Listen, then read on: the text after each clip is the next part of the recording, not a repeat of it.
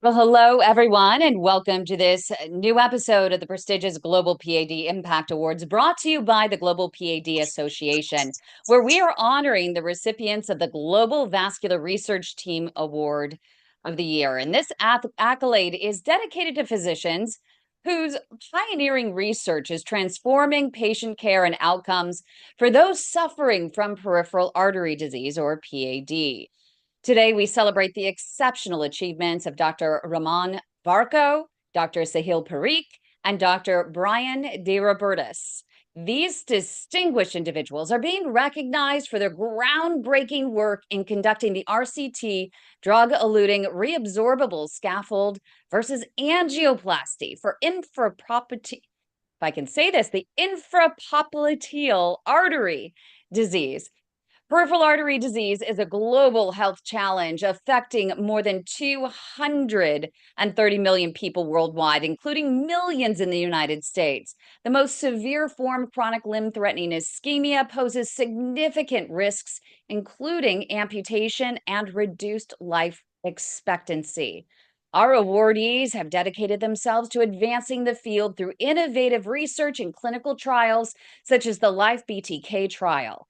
Their work with drug-eluting reabsorbable scaffolds offers new hope for improving the quality of life for PAD patients across the globe. So join me in applauding these remarkable individuals for their selfless dedication to life and limb-saving care and their significant contributions to the field of vascular research.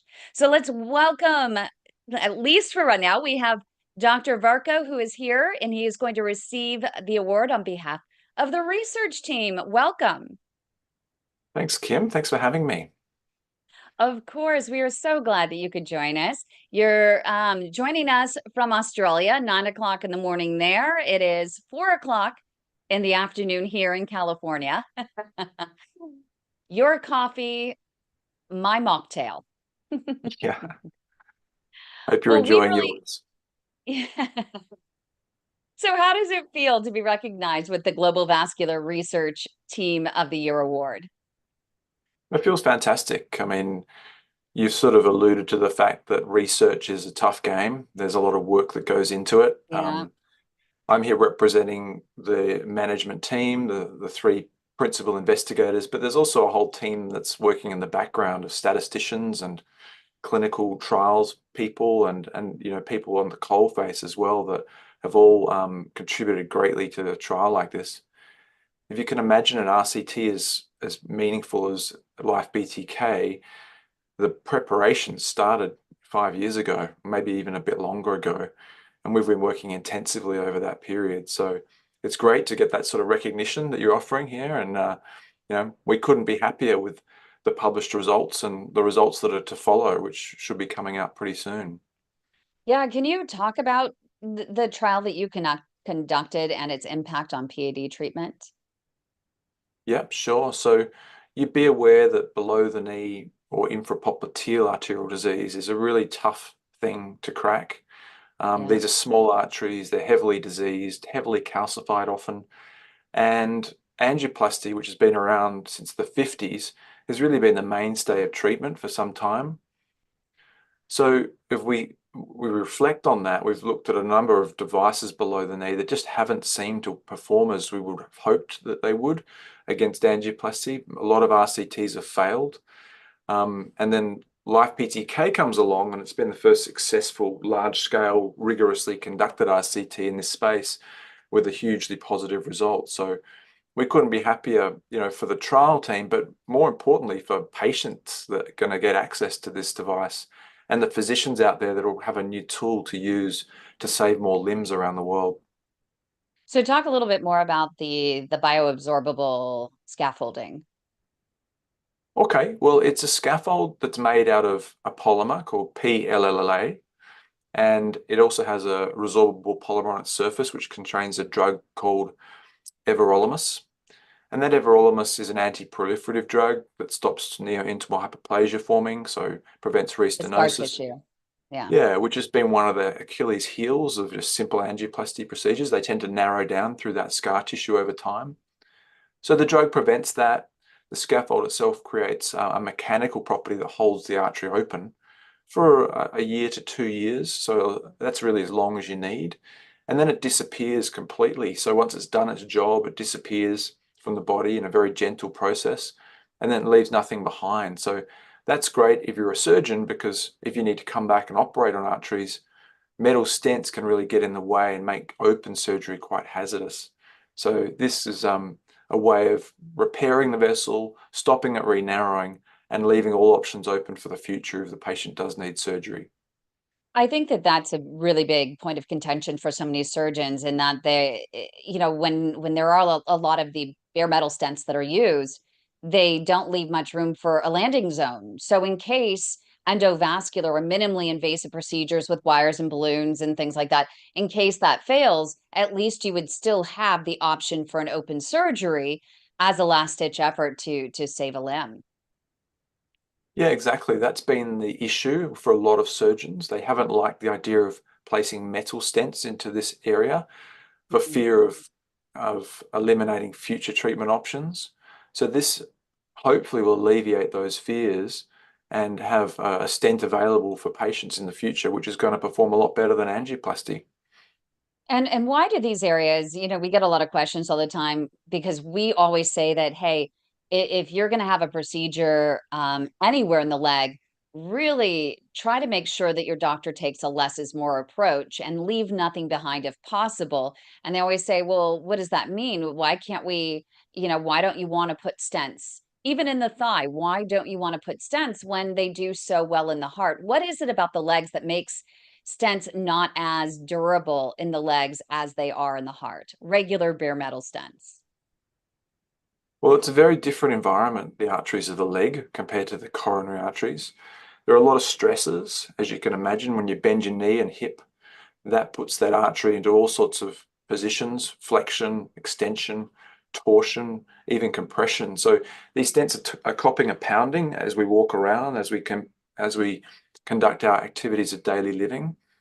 So it's a very hazardous environment for a metal structure, which tends to fracture and deteriorate over time. That's been one of the issues. And the other issue is it tends to act as a chronic irritant. Bare metal stents without drug on them tend to incite this neo-intimal hyperplasia, or scar tissue, as you called it before, which leads to ongoing narrowing. And then once you've got that narrowing inside a stent, it's a very difficult situation. We don't have a great type of treatment for that in-stent restenosis. So we go into sort of a downward spiral where patients often do very badly over time. Why is it that some patients do really well with the drug-coated balloons as a type of treatment for in-stent restenosis, versus other patients that it just doesn't seem to last as long? I know that's a loaded question, but we do get asked that all the time as well. People don't really understand what leads one patient to develop intimal hyperplasia and not another. So it is a scar tissue response. And I think of it as a bit like if you were to have a laceration on your skin. Some people have minimal scarring and other people have an overactive scar, like a keloid scar. The same thing is true of the arteries. You have a different response in those arteries. And some people, we can put a stent in and they'll do fine. And 20 years later, it's still going strong. But the vast majority of patients will have issues down the track because of this chronic irritation of the metal structure. So something that disappears, theoretically, has a lot less likelihood of developing late and long-term complications.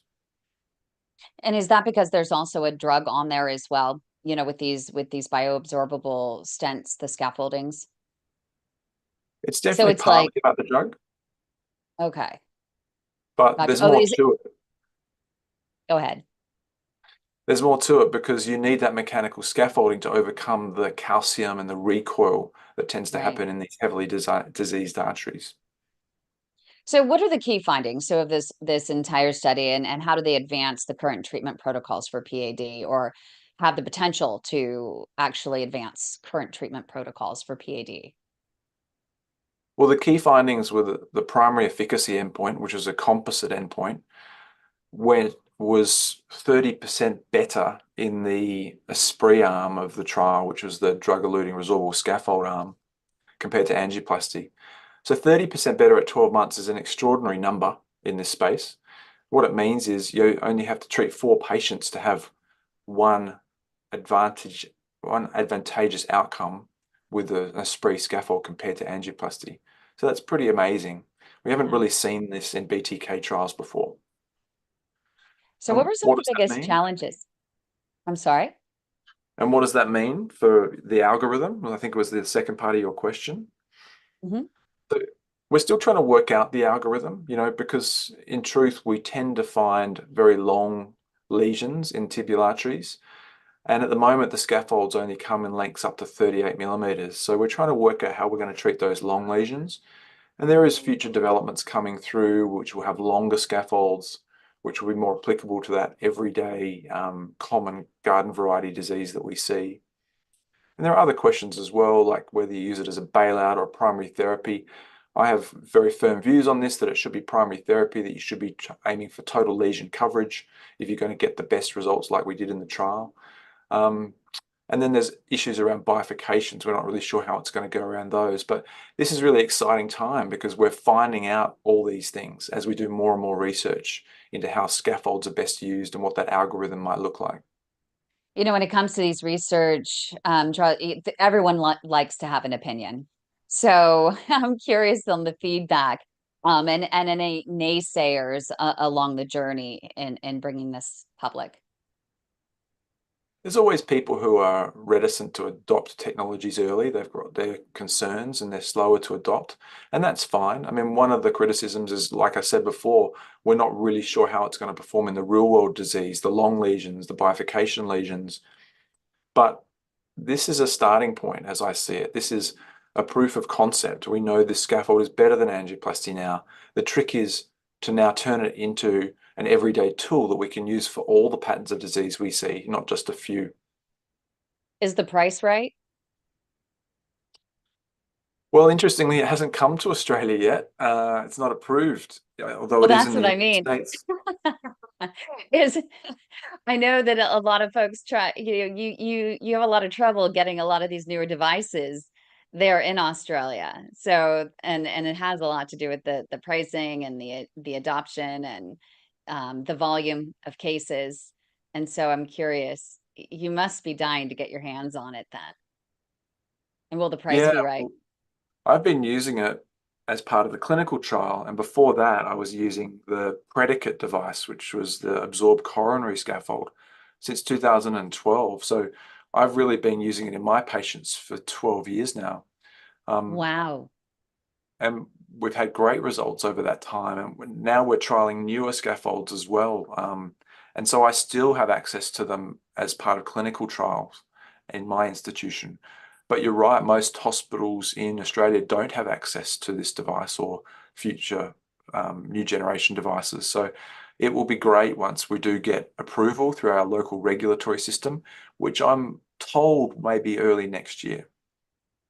And we have a question that's coming in, and Anne wants to know, how can you use a coronary stent in the leg? How can you use it? Well, it's You similar know what I mean? size. Yeah, Coronary stents are similar size in right. terms of the diameter. Um, like I said, we could use longer ones because of our longer patterns of disease, but you can use multiple of them. A lot of this interest came from having really good results using Mhm. coronary metal stents in the legs. Um, there's been multiple randomized controlled trials that show that they work pretty well, and they've been used off-label for some years. So it's quite easy to adapt and put them into the legs. And it may well be that they work better in the legs, certainly absorb the coronary scaffold that came before a spree worked better in the legs than it did in the heart to some extent. So you can easily adapt it, and it may just be that the legs are the most receptive arteries in the body to Yeah. apply these scaffolds. It's interesting. That's exactly what she says. Yes, when it comes to the how do you use it off label, but it is once a device is actually approved or cleared, then it can be up to the discretion of the physician to adapt it for other uses as well. So what were some of the biggest challenges you faced during this trial? We talked before we got started here just about how challenging And, the time, the resources that go into putting together a trial, and then on top of that, your general clinic, how do you overcome some of these challenges and also balance your time? Yeah, it's hard actually. And it's particularly hard because I'm in a different time zone to the whole team. The other PIs are on the East Coast. A lot of the Abbott folks and the other team that were involved are on the West Coast. So getting the time zones right took a lot of effort. But that's just logistics, really. I think, the biggest thing was, and I don't want to get too bogged down into the detail on this, but the biggest thing was getting the primary endpoint right, because we had to design a new primary endpoint. And we did this based on our theory that the failed trials that had come before this one, we didn't think that necessarily those devices didn't work. We thought it was more likely that the trial design had chosen the wrong endpoint. So we went to a great deal of effort to explore what the right endpoint might be. And we chose this composite made up of 4 different components. And I think it is the right endpoint for BTK studies. And I'm hopeful it will act as a blueprint for all BTK studies that come afterward. And, where did you draw the line in terms of the types of patients that you were considering for this trial, that you enrolled in this trial? I assume that because they were BTK, you had a lot of diabetics, a lot of chronic kidney disease patients, and the like. Yeah, Was there well, anyone left out of the trial that you would maybe the next time include in the trial? there's always exclusion criteria. That's important to do with any trial. This was a real world group of patients with chronic limb-threatening ischemia, though. So they had the comorbidities you would expect, high proportions of things like diabetes, Yeah. chronic renal impairment, hypertension, dyslipidemia, tobacco use. So it was really real world. We also had a high proportion of females, and we had a high proportion of racially diverse patients in the cohort as well, which we worked really hard to achieve, and we were quite proud of having a really representative racial group across the cohort of the study. And we have a live studio audience of patients. And so I want to turn the mic over to Heinz. Heinz, go ahead and unmute and ask Dr. Varco your question. Hi, Doctor. Thanks for joining and congratulations to you and your team. This deviates a little bit from your scaffolding project there, but recently I read something about Atherid. Do you know anything about that and how long it would take? This was created by a group in Perth, and it's supposed to reduce plaque. It's called Oh yeah, Atherid. I think I saw there was a study. What is the name of the organization I have it that up here. Hang offered on. it? It was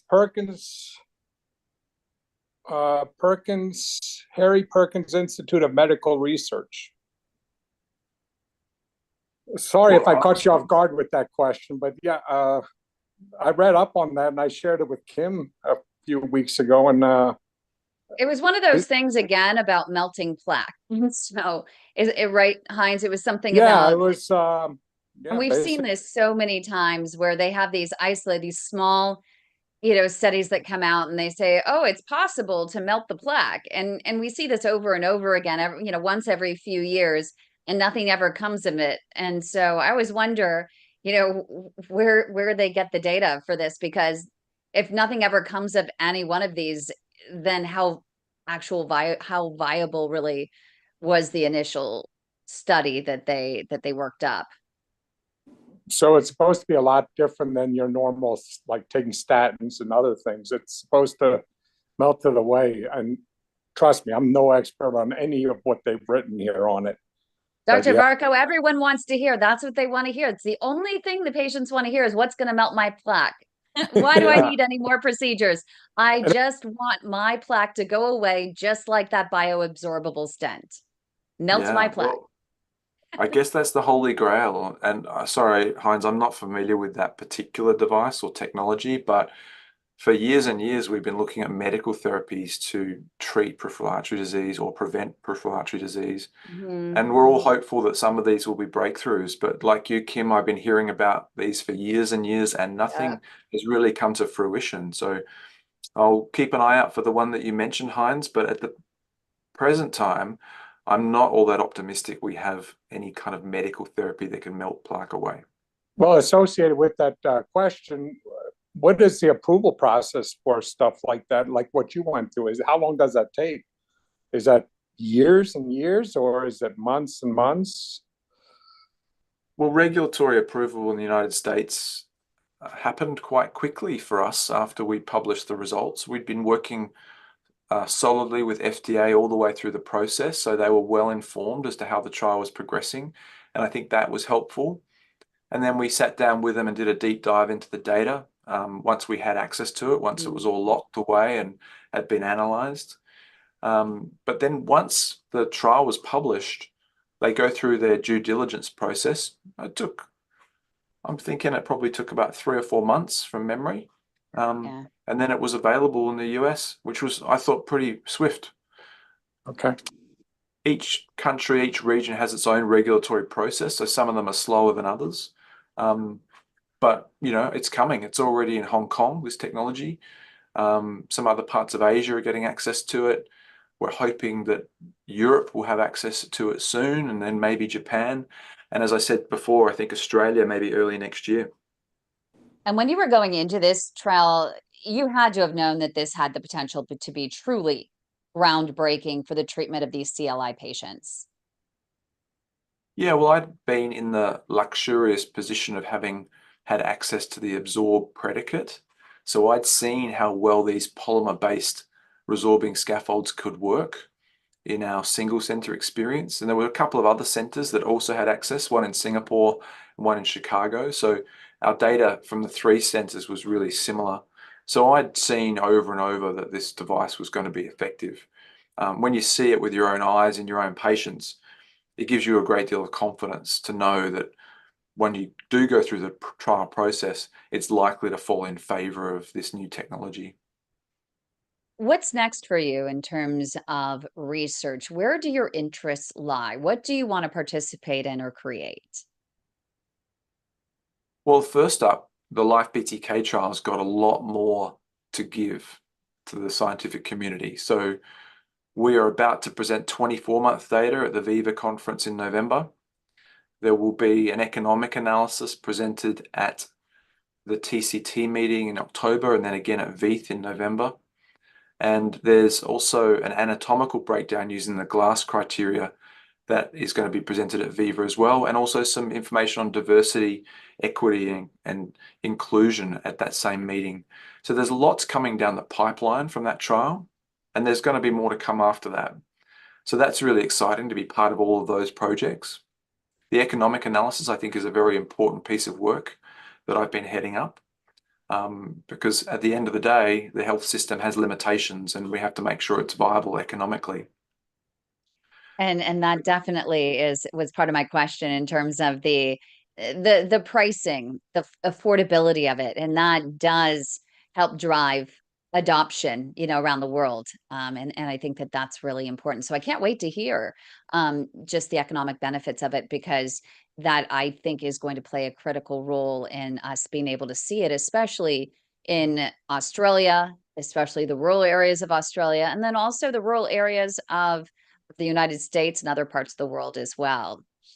I'm curious though, I want to get a little bit personal. I want you to share just a little bit about your career journey and what triggered you to actually specialize in not just PAD, but critical limb ischemia especially. It's a very niche area. Well, I guess I was inspired to be a vascular surgeon because I still love big open surgery on blood vessels. It's quite exciting stuff. But as I got into it, in Australia, we don't have large quaternary centers that just do aortic aneurysms, for example, or just do carotid disease. All of the centers in Australia do everything. And when I was contemplating where my future might lead, what I saw was a real change, a sea change of patients who used to have amputations now not having to have them anymore. We rarely do amputations in our center anymore. And I thought that would be an exciting area to really sink my teeth into and specialize in. And the more I did that, the more I learned, the better I got at treating patients with CLTI. The more I realized that we needed to know more, and that drives the research. When you have a lot of questions in a particular space, then you want to answer them, and that's where the research comes in. So right from the very beginning, I've had an inquisitive mind. I've tried to ask those questions, and when we didn't have answers, I've tried to answer them through my own research, and now working with some sponsored research for big RCTs. Was there a certain pivotal moment in your career? We call a special series that we do the 6 minutes that mattered in your career. Some sort of spark that led you in a specific direction. It might have been a patient, a conversation with someone, a clip from a movie, a documentary, someone on the podium. What was that one moment that truly mattered in your career? I guess initially it was being inspired by mentors. Some of the vascular surgeons that I trained under in the early days were larger than life characters that really enjoyed what they did and made it fun and interesting. And it was always challenging. Vascular surgeons always challenging. So I like a challenge. And then some of my other mentors were academics, and they taught me the value in scientific methodology and how to ask questions as you go through and try to answer them, because surgery has traditionally had a lot of doctrine associated with it. People just often do things because it's always been done that way. But that's not my nature, just to do things because they've always been done that way. I always try to get to the truth and try to answer those questions when they crop up. In choosing critical limb ischemia, was there a moment with one particular patient? I know you're going to say, oh, yes, with so many of them, but I want one story that truly reaffirmed your choice to do advanced limb salvage and critical limb ischemia, that one patient that still stands out. For example, we had Craig Walker that came on recently, and he has a top limb preservation program here in the United States, and he got an award for that. And he was saying he will always remember that one patient that came in a wheelchair, and then in the follow-up came in dancing. And so I know you must have one at the very least that you can share their story. Yeah, well, I get a lot of secondary referrals. So patients with critical limb ischemia are often at the end of their tether. They've been told they need an amputation, and they come to me for a second opinion. So one that springs to mind is a patient who had been treated in another hospital in the western parts of Sydney and had been told that their leg was unsalvageable. And he had end-stage kidney disease, and he was on dialysis. So these are the toughest patients to treat. But he came to see me, and I said to him, like I say to all of them, it's a long journey. The easiest thing to do is just to cut your leg off. But if you don't want an amputation and you're prepared to go through the journey with me, I'm happy to work hard and save it. And we worked hard together. It took multiple procedures, and it took multiple debridements and plastic surgery of the foot, and of course the revascularizations, which is the part that I mostly was able to achieve. But he comes to see me frequently, and he's a great guy. His father has the same name as me, so he knew I was the guy for him right from the beginning. And his legs finally healed after about 7 or 8 months of trying. Those chronic kidney disease patients are so tough. Where do you draw the line in terms of revascularization of these patients? When do you have to say when? Because they can't tolerate a lot of contrast fluid.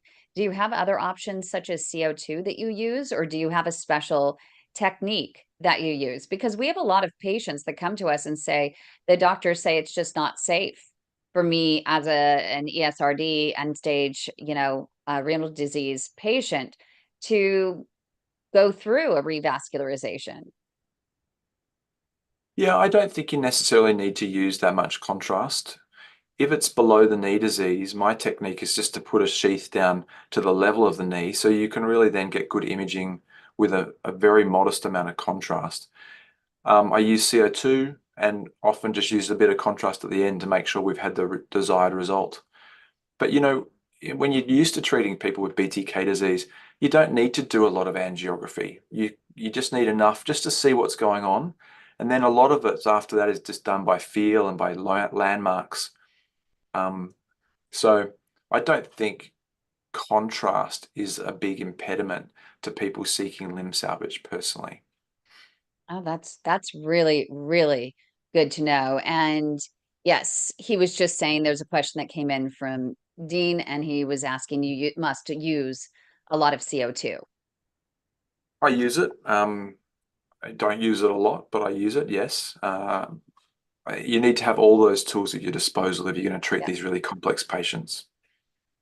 And what I find interesting is that you were saying, I have not had one hospital surgeon on yet that has ever told me that they rarely do amputations. So they do far less or far fewer amputations. And I'm curious the secret to your success there. Number one, are you and the system in Australia able to catch a lot of these patients um, earlier through any sort of programs, testing programs?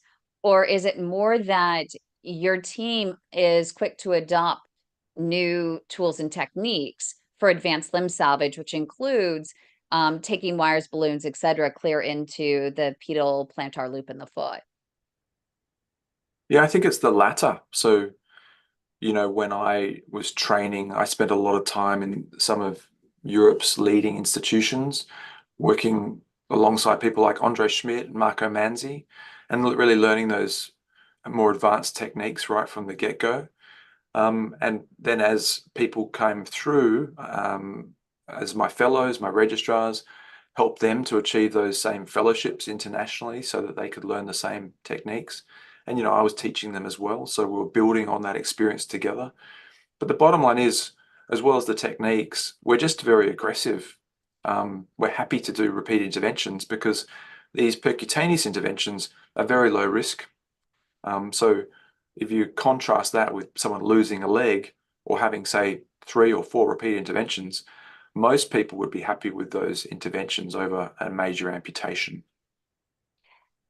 What sorts of tools do you use for vessel preparation? As you know, here in the United States, atherectomy is criticized quite often, and there are many universities that are telling their fellows that you should never use it at all. Yeah, we're in a different environment to the US, as in we don't get paid for atherectomy or not very much pay for atherectomy. So there's no financial reason to use it. Um, that said, there is certainly an application for it in certain cases, just like there's an application for for intravascular shockwave. Mm. So we will occasionally use some orbital atherectomy down in the below the knee arteries and occasionally some IVL, but we don't use it at the same rate and regularity as what's done in the US, because there isn't actually a lot of evidence to support its use, surprisingly, despite the fact that it's used almost ubiquitously around America. The evidence for its use doesn't really exist.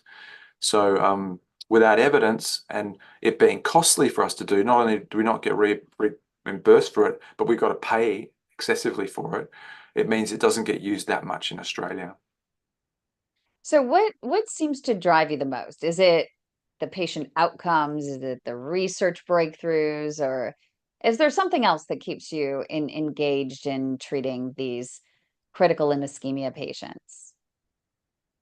It's definitely the patients. I mean, they're a desperate group of patients, often fragile and frail and vulnerable. So looking after them is a real challenge. And I like a challenge. I like a challenge in looking after patients. I like challenging procedures, and these are certainly challenging procedures. And I definitely like the research component of it because that keeps me mentally acute. Um, it's very easy just to do the same job day after day and get a little bit bored and staid, but adding research into your practice as an interventionalist or a physician of any type is really rewarding. I'd encourage any young doctors considering going into doing a bit of research to definitely do it because I think at the end of the day, it's one of the highlights of my career so far. So, how do you envision the future of PAD treatment evolving over the next decade? Dream big, because innovation is moving at the speed of light. So, I think a lot is going to happen over the next decade. Any breakthroughs or trends that you foresee? Well, definitely technology is moving fast, and you'd have to think that after Life BTK's success, you'll see more technologies coming along in the BTK space. I think everyone was getting a little bit despondent with a series of failed randomized controlled trials. But now that we have a positive one and we have a blueprint for how to conduct a trial, the proper methodology, I can see an appetite coming back from major companies to start reinvesting in this space again. So I'm hopeful it will lead to much more technology available to us. I know there'll be much more bioresorbable technology available to us. It's already coming in a series of other trials. So hopefully we get more tools at our disposal, and that's really going to change the lives of these difficult patients. Definitely. Okay. So a couple more questions for you as part of our a couple of our series that we have. One is called Journey to Diagnosis.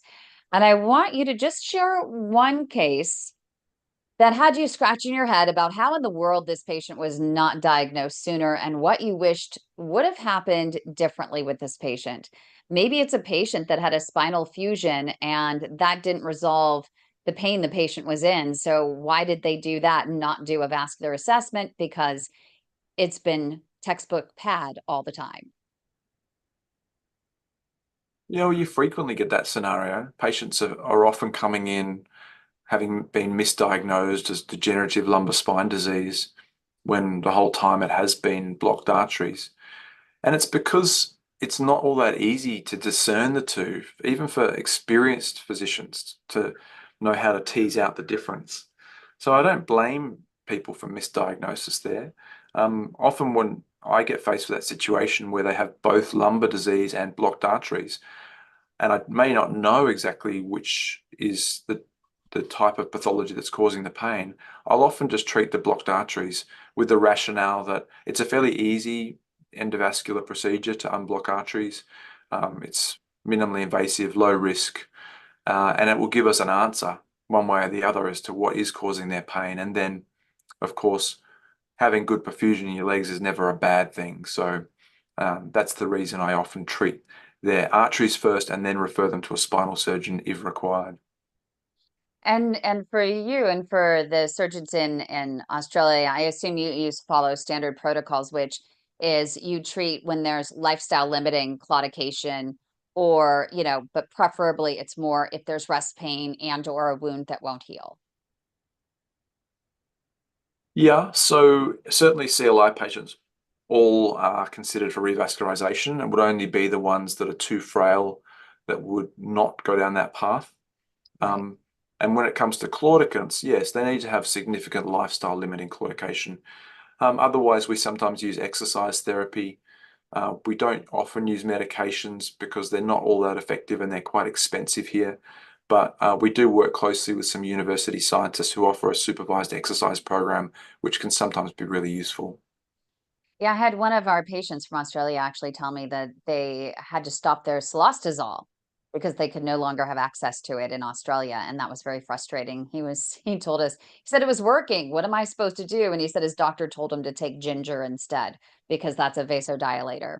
But that's the only option that he had. So it must be very frustrating for you with that access issue. Yeah, the access and the cost as well. So patients have to pay out of pocket quite a bit for Ah, drugs like yeah. cilostazol. So, my final question to you is I want you to share a case with a big lesson for you and for others. So, describe the patient, the frustration with the particular case, and the lesson that you learned and others can learn from it. Imagine your peers watching this and wanting to learn something from you about a case that was either a success or a failure, either one. I had a young woman in her 50s whose brother had lost a limb, had a major amputation in the past, and she really, really didn't want this to happen to her. She again came from another hospital. She'd had multiple procedures, some open surgical procedures, a lot of endo procedures. She'd gotten to that point where she had far advanced gangrene of the foot up into the calf, all the way up almost to the knee. And